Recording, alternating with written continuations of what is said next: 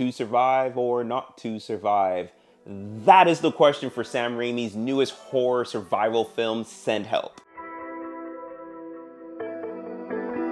Rachel McAdams plays Linda Little, a strategic planner for a company that she's worked for 7 years. Dylan O'Brien plays Bradley Preston, the inheritor of that same company. Bradley takes some colleagues on a work trip and brings Linda along. The plane crashes, leaving only Linda and Bradley to be the only survivors. I love how in the beginning of the film, Rachel's character Linda was seen as a meek, overlooked woman in the social hierarchy of the corporate world, whereas Dylan's character Bradley was seen as a conceited, born into old money douchebag. Send Help essentially strips away titles and privileges, and on the surface, it is survival. The survival of the elements, survival of the environment, survival of animals. But on a deeper level, I saw Send Help as surviving the raw innate nature of self and the concept of power once the audience is gone. I really enjoyed the sociological and psychological aspects within this film. We're told that over time, the mind crumbles when isolated from society, which was heavily identified in Bradley. His whole identity was surrounded by the idea of being on top, being accepted, and being in control.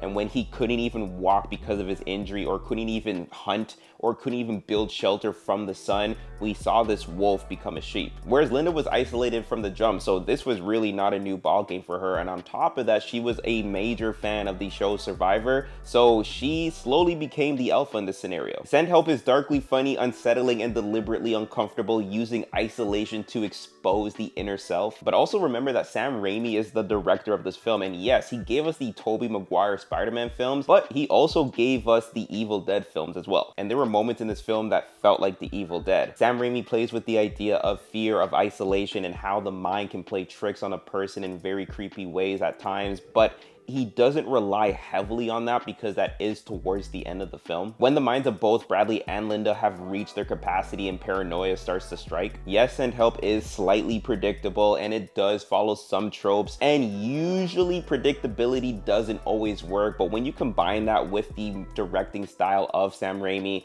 and the acting of Rachel McAdams and Dylan O'Brien, it kind of all works very well together. The CGI was a bit iffy here and there, but it honestly doesn't take away from the surprises and fun within Send Help. Overall, I was impressed by this film. It was enjoyable, it was creepy, it had what I wanted and expected, making Send Help being one of the better films that I saw this month. But I'm curious, have you seen it? And if you have, what did you think of it? Let's get the conversations rolling, and yeah, that's about it.